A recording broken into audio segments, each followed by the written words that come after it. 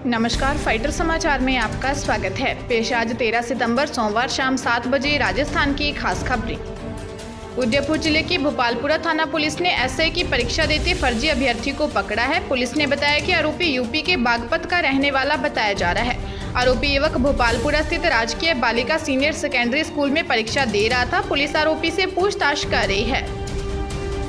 झुंझुनू जिला कलेक्टर से दंपति द्वारा जमीन विवाद से परेशान होकर इच्छा मृत्यु मांगने की जानकारी सामने आई है। दंपति जहर की पुड़िया लेकर कलेक्ट्रेट पहुंचे थे। दंपति ने प्रशासन पर मदद नहीं करने का आरोप लगाते हुए कलेक्टर के सामने न्याय की गुहार लगाई है। मिली जानकारी के अनुसार पंजिका बास निवासी महेश कुमावत अपनी पत्नी के साथ जिला कलेक्ट्रेट पहुंचा और इच्छा मृत्यु की मांग की। दंपति ने मामले में कार्रवाई नहीं होने पर आत्महत्या करने की चेतावनी भी दी है। पंजाब के जलंधर के थाना भागरव कैंप के अधीन पड़ते अमन नगर मॉडल हाउस में 22 वर्षीय युवती द्वारा आत्महत्या कर लिए जाने की जानकारी सामने आई है।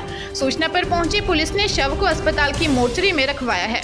मृतका की पहचान मुस्कान के रूप में हुई है। जांच में सामने आया है कि मृतका का पिता पान बीड़ी का खोखा लगाता है। कुछ दिनों से मुस्कान जिद कर रही थी कि उसे अंबाला अपने पारिवारिक सदस्यों को मिलने जाना चाहती है। उसके पिता ने कहा कि उसके पास पैसे नहीं है। इस बात से नाराज होकर मुस्कान अपने कमरे में गई और अपने मोबाइल फोन पर गाने लगा लिए। इसके बाद उसने दुपट्टा पंखे के साथ बांधकर फांसी ले ली। राजस्थान में लंबित भर्ती प्रक्रिया पूरी करने के साथ ही अपनी 10 सूत्री मांगों को लेकर बेरोजगारों ने शिक्षा मंत्री गोविंद सिंह डोटासरा से मुलाकात की। सोमवार को जयपुर में राजस्थान बेरोजगार एकीकृत महासंघ के पदाधिकारियों ने गोविंद सिंह डोटासरा को 10 सूत्री मांग पत्र सौंपा। इस दौरान शिक्षा मंत्री ने भी बेरोजगारों से जल्द उनकी मांग पूरी करने की बात कही। राजस्थान बेरोजगार एकीकृत महासंघ के प्रदेश अध्यक्ष उपेंद्र यादव ने बताया कि पिछले लंबे समय से प्रदेश भर के युवा अपनी 10 सूत्री मांगों को लेकर आंदोलनरत हैं, लेकिन सरकार द्वारा अब तक बेरोजगारों की मांगों पर ध्यान नहीं दिया जा रहा। ऐसे में आज सोमवार को शिक्षा मंत्री से मुलाकात कर 10 सूत्री मांग पत्र सौंपा है, ताकि जल्द ही प्रदेश में लंबित भर्ती प्रक्रिया पूरी होने के साथ ही प्रतियोगी परीक्षाओं में इंटरव्यू की प्रथा समाप्त हो सके। जयपुर जिले के नाहरगढ़ थाना क्षेत्र के गैटोर की छतरियों के पीछे कदम्ब कुंड में सोमवार सुबह एक व्यक्ति अपने परिवार की आंखों के सामने ही डूब गया और उसकी मौत हो गई। सूचना मिलने पर पहुंचे सिविल डिफेंस ने गोताखोरों की टीम ने शव को बाहर निकाला। पुलिस ने बताया कि हादसे का शिकार हुआ पप्पू लोहार जयपुर के बिहारीपुरा मोड़ रिको एरिया बस्सी तहसील का रहने वाला था। यह ब्रह्मापुरी में रामगढ़ रोड पर परिवार के साथ रहता था। वह आज सोमवार सुबह 7 बजे वह पत्नी, दोनों बच्चों, अपने जीजा रविंदर सिंह और बहन के साथ गढ़ गणेश मंदिर में दर्शन करने आया था। मंदिर से लौटते वक्त पप्पू अपनी पत्नी, बच्चों और दीदी जीजा के साथ गैटोर की छतरियों के पीछे बने कदम्ब कुंड घूमने चले गए, जहां उसके डूबने से मौत हो गई। 17 सितंबर को बीजेपी ने राजस्थान विधानसभा का घेराव करने का ऐलान कर दिया है। राजस्थान की कांग्रेस सरकार को उसके चुनावी घोषणा पत्र के वादे याद दिलाने, सरकार को जगाने, सरकार की गलत नीतियों का विरोध करने के लिए बीजेपी ने विधानसभा का घेराव करने की रणनीति बनाई है। वही कांग्रेस के सियासी पलटवार करते हुए कहा कि बीजेपी ने तो पूरे राजस्थान की नाक कटा दी है। अब अगर घेराव करना है तो केंद्र सरकार का करें। बीजेपी के विधायक और प्रवक्ता रामलाल शर्मा ने विधानसभा के बाहर कहा कि कोविड प्रोटोकॉल और अनुशासन के साथ बीजेपी ने घेराव का यह कार्यक्रम रखा है।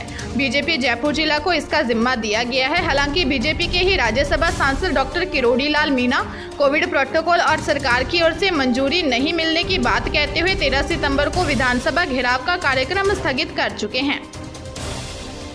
करौली जिले के सरमथुरा थाना क्षेत्र के करौली नाथ सरमथुरा मार्ग पर चांदपुरा के समीप एक अनियंत्रित ट्रैक्टर ने कार को टक्कर मार दी। हादसे में कार सवार एक युवक की मौत हो गई, जबकि 4 गंभीर रूप से घायल हो गए।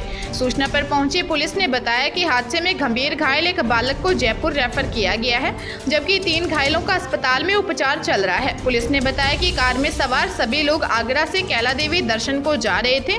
मृतक की पहचान सुरेश निवासी आगरा के रूप में हुई है।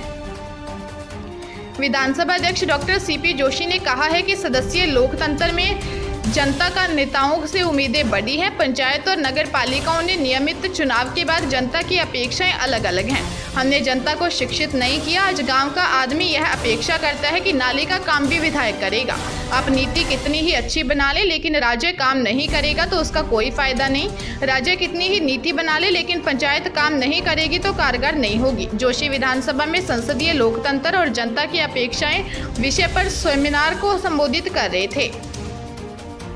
कोरोना मृतकों के प्रति सरकार संवेदना संदेश भिजवाने की तैयारी की गई है। मुख्यमंत्री अशोक गहलोत की तरफ से परिजनों को यह संदेश भेजे जा रहे हैं। परिजनों तक संदेश भेजने की जिम्मेदारी CHHO को दी गई है। साथ ही चिकित्सा विभाग मुख्यालय से इस काम की मॉनिटरिंग कर रहा है। विभाग ने बाकायदा CHHO को इस काम के लिए फॉर्मेट जारी किया है। प्रतिदिन इस फॉर्मेट में सूचना मुख्यालय को भेजने के निर्देश दिए गए हैं। इसके अलावा सीएम कोविड सहायता योजना से अभी तक मृतकों के परिजनों को सहायता मिली है या नहीं, ये सूचना भी लेने के निर्देश दिए गए हैं। साथ ही इसकी सूचना भी फॉर्मेट के साथ मुख्यालय पर भेजने के निर्देश दिए गए हैं। कोटा जिले के इटावा थाना क्षेत्र में कोरोना को लेकर प्रशासन द्वारा धार्मिक यात्रा रोकने की जानकारी सामने आई है। मिली जानकारी के अनुसार झाडोल से कमलेश्वर महादेव जा रहे यात्रियों के जत्थे को इटावा थाना पुलिस ने रोक लिया। पुलिस ने इस जत्थे को कोरोना गाइडलाइन के तहत रोका। इटावा SHO बजरंगलाल मीणा ने जत्थे में शामिल यात्रियों से समझाइश की, साथ ही कोरोना के बढ़ते संक्रमण को लेकर झुंड में यात्रा नहीं करने की अपील की।